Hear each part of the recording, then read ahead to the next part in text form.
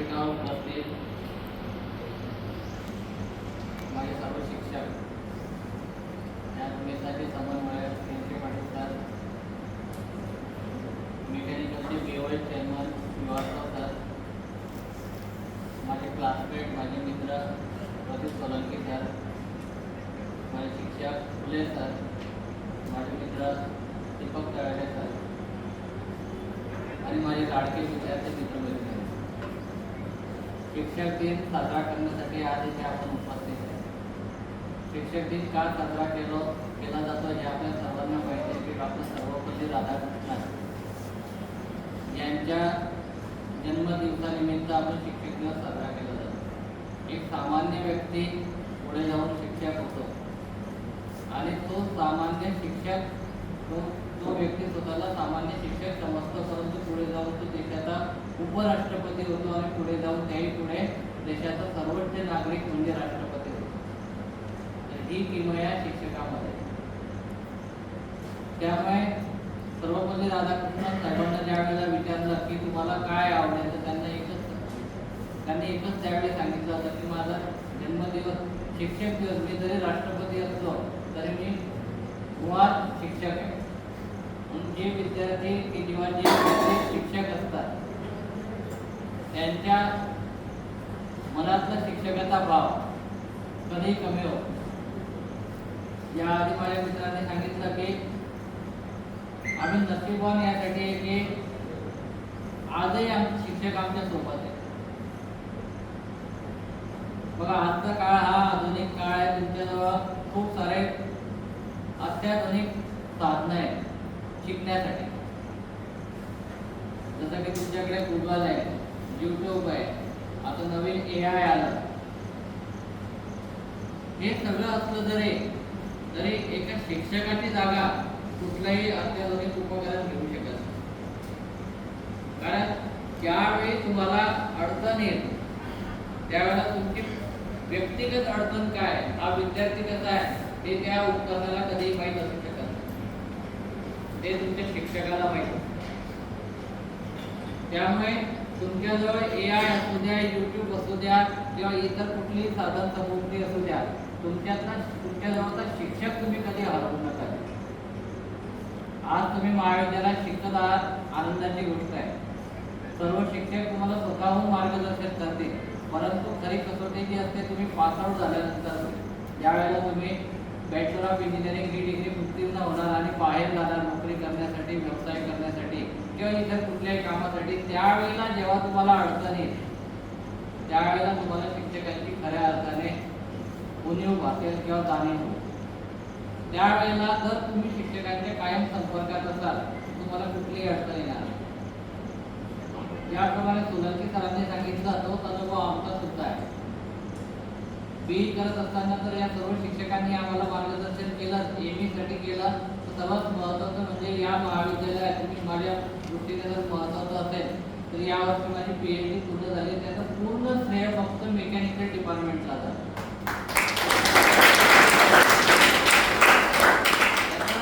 याचं कारण असं आहे की मध्यंतरी काही अडचण आली होती आणि मलाही असं वाटत होतं की प्रत्येक विद्यार्थ्याला वाटतं नाही की आपल्याला हे शक्य होणार नाही. तर त्यावेळेला तू हे करू शकतो हा विश्वास फक्त मेकॅनिकल डिपार्टमेंटच्या सर्व शिक्षकांनी मला त्यावेळी दिला. 1 वर्षापूर्वी इतकंच नाही तर एक्सटेन्शनचा लेटर सुद्धा सदापुरे सरांनी डिक्टेट केलं आणि तळेले सरांनी ते टाईप केलं, त्याची प्रिंट घेतली आणि प्रदीप सोलंकी सर माझे मित्र मला नेहमी मोटिवेट करत राहायचे, अरे माझं झालंय तुझं सुद्धा व्हायला. असे उदाहरणं फार कमी तुम्हाला अनुभवायला मिळतील या स्पर्धेच्या युगात, की आपल्या सहकार्याला, आपल्या मित्राला, आपल्या विद्यार्थ्याला इतक्या पद्धतीने, इतक्या चांगल्या पद्धतीने ते प्रेरणा देत आहेत. त्यानंतर जो पुढचा टप्पा होता मला थोडासा अवघड वाटत होता. त्यावेळेला प्रत्येक वेळेला श्रीवास्तव सर आणि आम्ही समोरासमोर बसायचो मेकॅनिकल डिपार्टमेंटमध्ये. त्यावेळेस तर जेव्हा श्रीवास्तव सरांना आठवण आली त्यावेळी प्रत्येक वेळेस ते मला म्हणायचे की अरे आपली PhD का क्या हुआ, घर वाले जी आप जल्दी से मैं बोलना मैं BOI चेयरमन हूँ, जो मदद करते मेरे से होगी. असं कोण असतं, ते माझे शिक्षक होते. त्यामुळे त्यांनी मला त्यावेळेला प्रत्येक वेळेला अशी प्रेरणा दिली. इनके बडे सर असतील किंवा विभागातील सर्व शिक्षकांचं मी आता नाव घेऊ शकणार नाही. आणि ज्यावेळी एक लक्षात ठेवा, ज्या वेळेला सर्वात महत्वाचा टप्पा येतो आपल्या पीएचडीच्या कार्यकाळात, वेगवेगळ्या कमिट्या असतात, वेगवेगळे त्याच्यामध्ये फेजेस येतात, त्यावेळेला आपण फार निराश होतो आणि फार टेन्शन असतं. त्यावेळेला प्रत्येक वेळेला दामले सर चेअरमन म्हणून त्या कमिटीत माझ्यासमोर होते. मला इतकं मनापासून आनंद झाला की चला आपले शिक्षक आहेत, आपले एचओडी आणि त्या कमिटीचे चेअरमन आहेत, त्यामुळे माझा कॉन्फिडन्स फार खूप होता. प्रत्येक एकदा सब्जेक्ट एक्सपर्ट म्हणून सोलंकी सर होते. या सगळ्या गोष्टी मी मुद्दाम तुम्हाला यासाठी सांगतोय की तुम्ही विद्यार्थी म्हणून जर चांगले असले तर सर्व शिक्षक तुम्हाला कायम सहकार्य करतात. आणि आपल्या विभागाचा तर आधीपासून इतिहास आहे. मी 99 सालापासून या महाविद्यालयात आहे. आधी विद्यार्थी होतो, नंतर शिक्षकही झालो. एक शिक्षक झालो केवळ यांच्या उपकारामुळे. तर मला आज पीएचडी मिळाली. मी मागे सुद्धा सांगितलं होतं आणि जाहीरपणे सांगतो की याचं संपूर्ण क्रेडिट फक्त मेकॅनिकल डिपार्टमेंटला जातं, इतर कोणालाही नाही. मी फक्त नाममात्र काम केलं, परंतु सर्वात जास्त मार्गदर्शन मेकॅनिकलचे शिक्षकांचं. तर माझे पीएचडीचे गाईड सुद्धा डॉक्टर धीरज देशमुख सर आपल्याच मेकॅनिकल डिपार्टमेंटचे शिक्षक होते आणि ते तेव्हा इथे होते. जर कदाचित मी इथे नसतो, आपले हे शिक्षक नसते, तर माझी ही प्रगती होऊ शकते. म्हणून मी हे करू शकलो. याचा अजून एक गोष्ट तुम्हाला सांगायची वाटते की एक गोष्ट मी कायम माझ्या शिक्षकांनीच मला सांगितली होती आणि ती गोष्ट मी कायम लक्षात ठेवली. ती गोष्ट अशी होती की एकदा कोल्हापूरला तलवारबाजीचं शिक्षण देणारे एक तज्ज्ञ शिक्षक होते. ते शिक्षक इतके पारंगत होते की त्यांच्या हाताखाली खूप सारे विद्यार्थी तयार झाले तलवारबाजीमध्ये आणि त्यांनी राष्ट्रीय आंतरराष्ट्रीय पातळीवर नाव कमावलं. परंतु त्यापैकी एका विद्यार्थ्याला, एका शिष्याला थोडासा अभिमान झाला. त्याला असं वाटायला लागलं की जगात मी फार सर्वश्रेष्ठ आहे, जगात मी सर्वश्रेष्ठ आहे. म्हणून त्याने एकदा असं केलं की बाबा कोल्हापूरच काय, पूर्ण भारतामध्ये माझ्यासारखा तलवारबाजीमध्ये कोणीच असू शकत नाही, आमचे सर सुद्धा माझ्यापेक्षा थोडे कमी असतील. ही गोष्ट तो पुन्हा पुन्हा बोलू लागला. आणि बघा, एक लक्षात घ्यायचं, आपण काय बोलतो, आपण काय विचार करतो, हे जरी आपण स्वतःशी बोलत असतो, स्वतःशी विचार करत असतो, न जाणतेपणे तो आपण कुणाला तरी बोललं जातं आणि ती गोष्ट वाऱ्यासारखी सगळीकडे पसरते. म्हणून सर्वात आधी एक लक्षात ठेवायचं की चुकीचा विचारच आपल्या मनात येऊ द्यायचा आहे, गर्व आणि अभिमान आपल्या मनात येऊ द्यायचा आहे, जेणेकरून आपल्याकडून चूक घडणार नाही.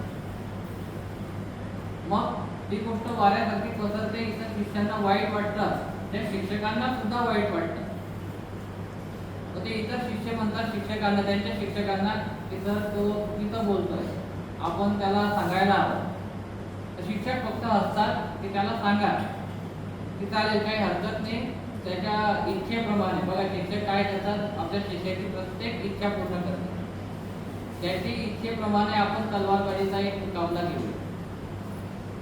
बातमी त्याच्यापर्यंत पोहोचवली जाते की आपले शिक्षक तयार आहे तुझ्या सोबत तलवारबाजीचा मुकाबला खेळण्यासाठी. त्याला आनंद होतो की त्याला असं वाटतं की आता तर आपण अधिकृतपणे 1 नंबर होणार आहे कोल्हापूरमध्ये. मग तो शिक्षकांची भेट घेतो. ते सर त्याला म्हणतात की मला 1 महिन्याचा अवधी दे, मला सुद्धा प्रॅक्टिस करायची, मला सुद्धा सराव करायचा. 1 महिन्याचा अवधी दिला जातो दोघं स्पर्धकांना, एकीकडे शिक्षक, एकीकडे शिष्य. त्या शिष्याला मोठी उत्सुकता असते की आपले शिक्षक काय तयारी करतात. तर सुरुवातीच्या पहिल्या आठवड्यात ते जे सर असतात ते काय करतात, 2.5 फुटाची तलवार असते, त्याची मॅन त्यांच्या घराच्या बाहेर ते लटकवून ठेवतात. हा विद्यार्थी बघतो, अरे सर 2.5 फुटाच्या तलवारीने तयारी करणार आहे त्याचा. मग तो सुद्धा 2.5 फुटाची तलवार आणतात आणि त्याच्या साह्याने तो तयारी करू लागतो. पुढच्या आठवड्यात 4 फुटाची मॅन त्याला लटकलेली दिसते घराच्या बाहेर. त्याला वाटतं की सर घाबरले, तलवार मोठी घेतली, तर 4 फुटाच्या तलवारीने तयारी सुरू करतो. त्याच्या पुढच्या आठवड्यात 6 फुटाची तलवाराची मॅन दिसते आणि शेवटच्या आठवड्यात चक्क 9 फूट तलवारीची मॅन बाहेर त्याला लटकलेली दिसते सरांच्या घराबाहेर. त्याचा पूर्ण विश्वास होतो की आता सर फार घाबरलेले, इतकी मोठी तलवारीने प्रॅक्टिस करताय. तो सुद्धा 9 फुटाची तलवार घेऊन येतो बाजारातून आणि त्याच्याने स्वतः प्रॅक्टिस सुरू केली. 1 महिना होतो आणि प्रत्यक्ष मुकाबल्याचा दिवस येतो. तो सुरुवातीलाच मैदानात येतो. त्याच्याजवळ 9 फुटाची तलवार आणि मॅन मध्ये ती तलवार असते नियमानुसार. तो मैदानात जातो आणि नंतर सरांचं नाव पुकारलं जातं. सर अगदी 2.5 फुटाच्या तलवारीच्या मॅन सहित तिथे येतात. तो सरांकडे बघतच राहतो. तो म्हणतो, सर तुम्ही तर 9 फुटाची तलवार वापरणार होते म्हणून मी मोठी तलवार आणली. सर काहीच बोलत नाही. पंच शिटी वाजवतात आणि मुकाबला सुरू होतो. तो 9 फुटाच्या इतक्या लांबीच्या तलवार जी असते ते इतक्या लांबीच्या मॅनातून तो तलवारच काढू शकत नाही. तुम्ही विचार करू शकता की 6 फूट जास्तीत जास्त 6 फूट उंचीचा माणूस त्याला 9 फूट इतक्या उंच अशा तलवारीची मॅन जी असते त्यातून त्याला तलवार काढणे शक्य होत नाही. तो फार प्रयत्न करतो परंतु त्याला ते शक्यच होत नाही. आणि त्या दरम्यान ते जे शिक्षक असतात त्या 2.5 फुटाच्या मॅनेतून तलवार अगदी अलगद काढतात आणि त्याच्या मानेवर अशी ठेवतात. सर्व प्रेक्षक खूप टाळ्या वाजवतात. त्याला त्याच्या चुकीचा पश्चाताप होतो.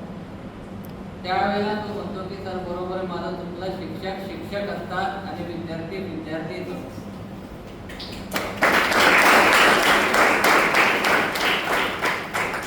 ही शिकवण तुम्ही मला आज दिली की शिक्षक शिक्षक असतात, विद्यार्थी विद्यार्थीच असतो. ते मी विसरलो होतो म्हणून मला गर्व झाला होता. माझा गर्व हरण करण्यासाठी मी पुन्हा एकदा तुम्हाला धन्यवाद देतो. तर ही गोष्ट मी आणि प्रदीप आम्ही कायम लक्षात ठेवली आमच्या जीवनात की आम्ही कदाचित हे शैक्षणिक क्षेत्र असेल तो माझा रनिंगचा पण पार्टनर आहे, व्यायामाचा पण पार्टनर आहे, सायकलिंगचा पण पार्टनर आहे. आम्ही प्रत्येक ठिकाणी जातो परंतु प्रत्येक वेळेला आमची पोस्ट टाकताना आम्ही SSBT किंवा मेकॅनिकलचं नाव दिलं. आम्हाला जर विचारलं बाहेरच्या गावी आता साताऱ्याला जाणारे पुढच्या आठवड्यात तर त्या विद्यार्थ्यांना आम्ही आमच्या कॉलेजचं नाव अभिमानाने सांगतो, डिपार्टमेंटचं नाव अभिमानाने सांगतो.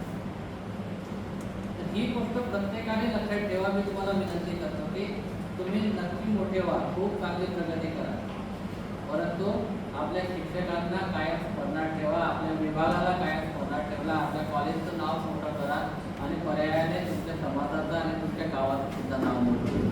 अशा शुभेच्छा मी तुम्हाला देतो. धन्यवाद.